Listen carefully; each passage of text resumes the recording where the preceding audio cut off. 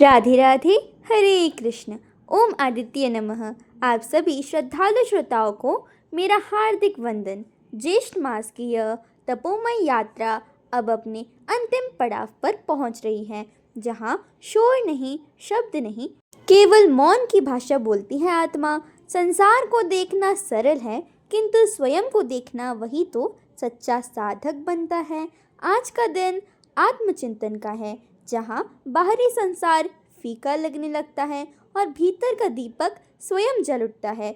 ऐसे पावन क्षण में हम नमन करते हैं, हे माधव, हे प्रभाकर, हमें अंतर्मुखी बनने का वर दो, जहाँ हम अपनी कमियों को स्वीकार करें, अपने भीतर की रोशनी को पहचानें और आपके मार्ग पर निशब्द चलते जाएं। अब आइए कथा के उस चरण की ओर बढ़ते हैं, जो ना केवल बाहर सुनने की है, बल्कि भीतर से अनुभव करने की भी है। अब सुनिए ज्येष्ठ मास महात्म्य में आज की कथा। इससे पहले के अध्याय में आपने राजा राज्यवर्धन की कथा सुनी थी कि किस प्रकार एक दिन उनके सिर में तेल लगाते समय उनकी पत्नी ने उनके सिर में एक पका हुआ बाल देख लिया और इसके बाद राजा वनवास लेने की बात करने लगे, अर्थात तपस्या करने के लिए वन में जाने की बात करने लगे, जिसे सुनकर उनकी पत्नी और उनकी प्रजा बहुत परेशान हो गई, क्योंकि राजा ने पूरे 7,000 वर्ष तक अपनी प्रजा का बहुत अच्छे से पालन पोषण किया था। उनके वन में जाने की बात सुनकर प्रजाजन कहने लगे कि अब हमारा पालन कौन करेगा, इसीलिए आप है राजन, वन में मत जाइए और कोई ऐसा प्रयास कीजिए जिससे इस जगत को कोई कष्ट ना हो। इसके बाद मंत्रियों, सेवकों, वृद्धों, नागरिकों और ब्राह्मणों ने मिलकर एक सलाह की कि अब यहाँ क्या करना चाहिए। राजा राज्यवर्धन बहुत ही धार्मिक थे, उनके प्रति सभी लोगों का अनुराग था, प्रेम था, इसीलिए सलाह करने वाले लोगों ने यह निश्चय किया कि हम सब लोग एकाग्रचित और बलि भांति ध्यान परायण होके तपस्या द्वारा भगवान सूर्य की आराधना करके इन महाराज के लिए आयु की प्रार्थना करें। इस प्रकार निश्चय करके कुछ लोग अपने घरों पर विधिपूर्वक अर्घ उपचार आदि उपहारों से भगवान भास्कर की पूजा करने लगे। दूसरे कुछ लोग मौन रहकर ऋग्वेद, यजुर्वेद और सामवेद के जप से सूर्यदेव को संतुष्ट करने लगे। अन्य लोग निराहार रहकर नदी के तट पर निवास करते हुए तपस्या के द्वारा भगवान सूर्य की आराधना में लग गए। कुछ लोग अग्निहोत्र करते, कुछ दिन रात सूर्य सूक्त का पाठ करते और कुछ लोग सूर्यदेव की ओर दृष्टि लगाकर खड़े रहते थे। सूर्यदेव की आराधना के लिए इस प्रकार प्रयास करने वाले उन लोगों के समीप आकर सुदामा नामक गंधर्व ने कहा, हे ब्राह्मणों, अगर आप लोगों को सूर्यदेव की आराधना अभिष्ट है तो ऐसा कीजिए जिससे भगवान भास्कर प्रसन्न हो सके। आप लोग यहाँ से शीघ्र कामरूप पर्वत पर जाइए। वहाँ गुरु विशाल नामक वन है, जिसमें सिद्ध पुरुष निवास किया करते हैं। वहीं पर एकाग्रचित होकर आप सभी सूर्य देव की आराधना करिए। वह परम हितकारी सिद्ध क्षेत्र है, वहाँ आप लोगों की सभी कामनाएं पूर्ण होगी। सुदामा की यह बात सुनकर वे सभी ब्राह्मण फिर गुरु विशाल वन में चले गए। वहाँ उन्होंने सूर्यदेव का पवित्र और सुंदर मंदिर देखा। उस स्थान पर ब्राह्मण आदि तीनों वर्णों के लोग मिताहारी और एकाग्रचित होकर पुष्प, चंदन, धूप, गंध, जप, होम, अन्न और दीप आदि के द्वारा भगवान सूर्य की पूजा और स्तुति करने लगे। ब्राह्मण बोले, देवता, दानव, यक्ष, ग्रह और नक्षत्रों में जो भी सबसे अधिक तेजस्वी है, उन भगवान सूर्य की हम शरण लेते हैं।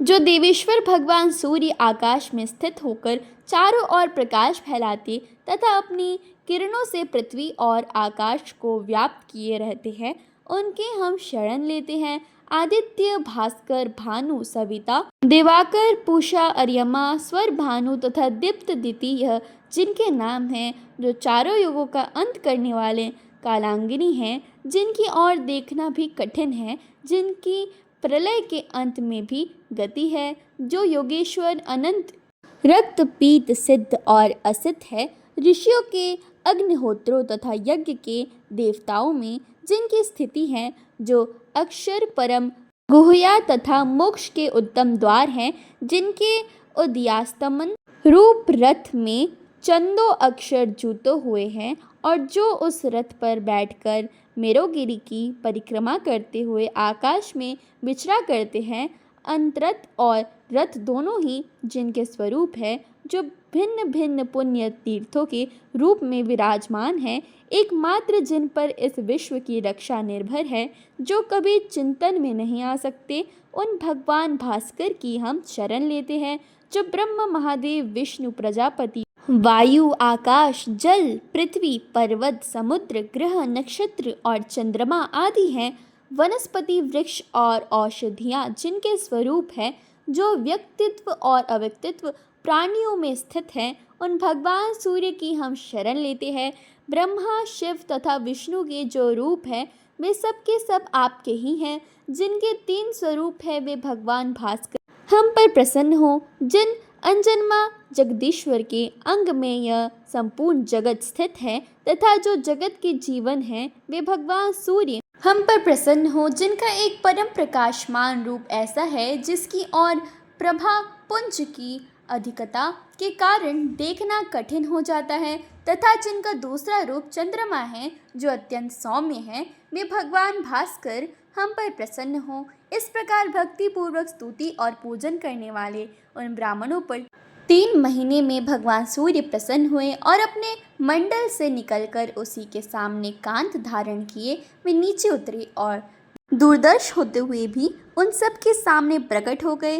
तब उन लोगों ने अजन्मा सूर्यदेव के स्पष्ट रूप का दर्शन करके उन्हें भक्ति से विनीत होकर प्रणाम किया। उस समय उनके शरीर में रोमांचक और कंपन हो रहा था। वे कहने लगे, सहस्त्र किरणों वाले हे सूर्यदेव, आपको बारंबार नमस्कार है। आप सबके हेतु तथा संपूर्ण जगत के विजय केतु हैं। आप ही सबके रक्षक, सबके पूज्य, संपूर्ण यज्ञों के आधार तथा योगवेताओं के ध्येय हैं। आप हम पर प्रसन्न हो।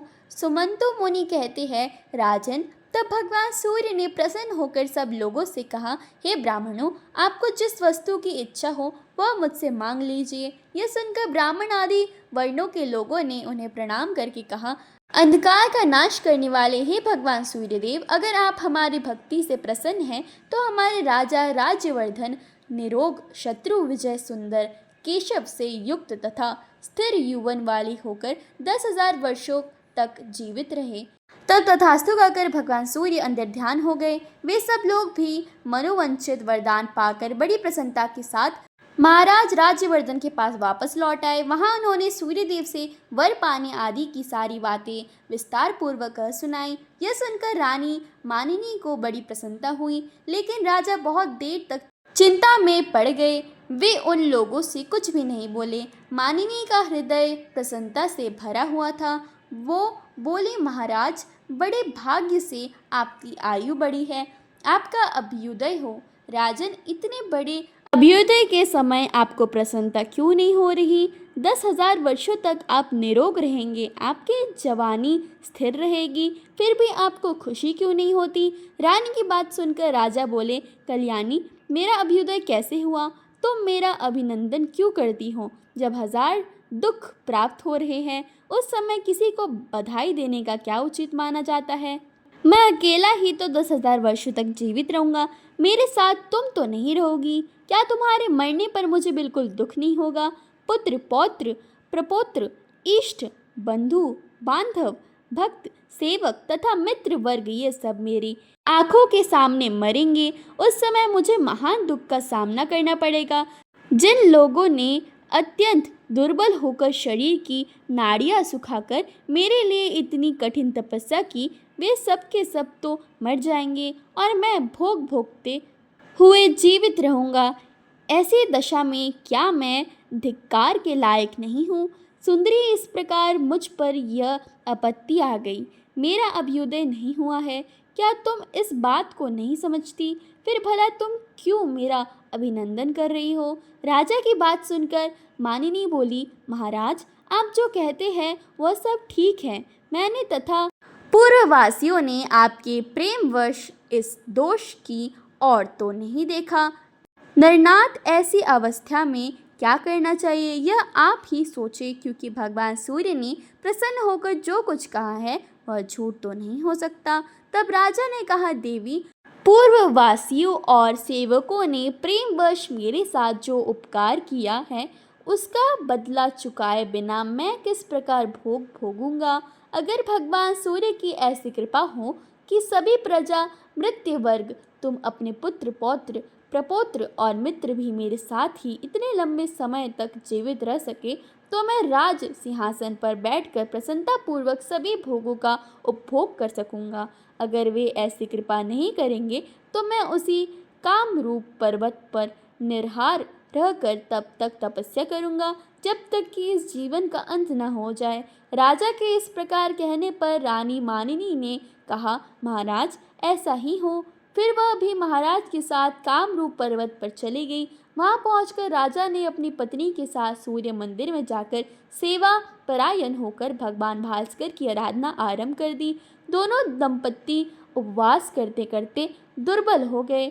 सर्दी, गर्मी और वायु का कष्ट सहते हुए दोनों ने घोर तपस्या की। सूर्यदेव की पूजा और कठिन तपस्या करते करते जब 1 वर्ष से अधिक समय बीत गया, तब कहीं भगवान भास्कर प्रसन्न हुए। उन्होंने राजा को समस्त सेवकों, पूर्ववासियों और पुत्र आदि के लिए इच्छा अनुसार वरदान दे दिया। वरदान पाकर राजा अपने नगर को लौट आए और धर्मपूर्वक प्रजा का पालन करते हुए बड़ी प्रसन्नता के साथ राज्य करने लगे। धर्म के राजा ने बहुत से फिर यज्ञ करवाए और दिन रात खुले हाथों से दान किया। वे अपने पुत्र पौत्र और वृत्त आदि के साथ यौवन को स्थिर रहते हुए 10,000 वर्षों तक जीवित रहे। उनका यह चरित्र देखकर भृगुवंशी प्रमति ने विस्मित होकर यह गाथा गाई कि अहो, भगवान सूर्य के भजन की कैसी शक्ति है जिससे राजा राज्यवर्धन अपने तथा स्वजनों के लिए आयुर्धन बन गए।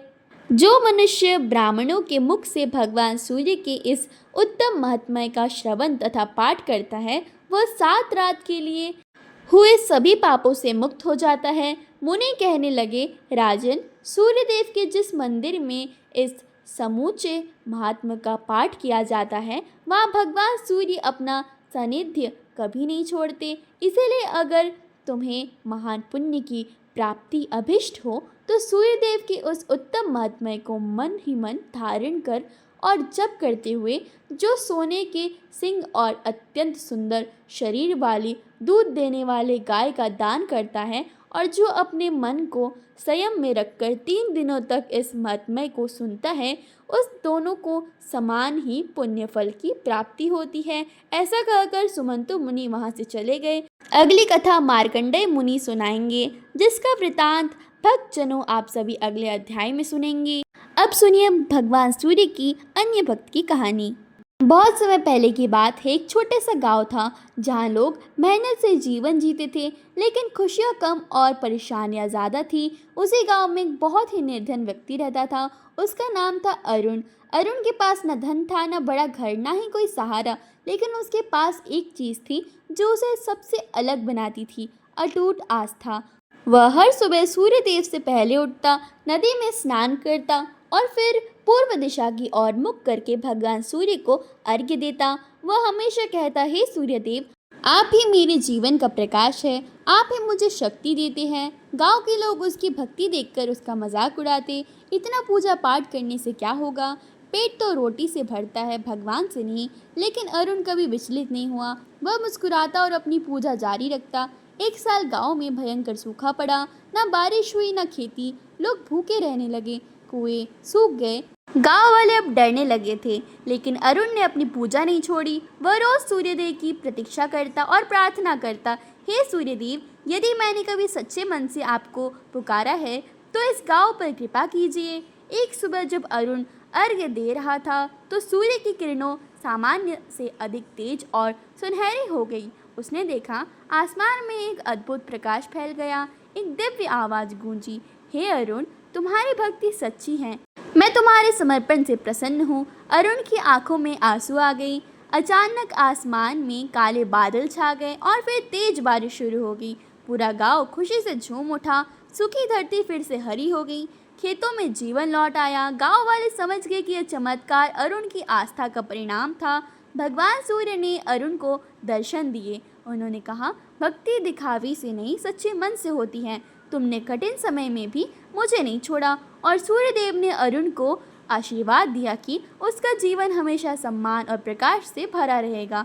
उस दिन के बाद गांव वालों ने भी अरुण से सीखा कि सच्ची श्रद्धा कभी व्यर्थ नहीं जाती और हर सुबह जब सूर्य उगता लोग अरुण की कहानी याद करते हैं और भगवान सूर्य को प्रणाम करते हैं। सच्ची भक्ति कठिन समय में भी डगमगती नहीं है। जो मन से भगवान को याद करता है उसके जीवन में अंधकार कभी स्थायी नहीं रहता।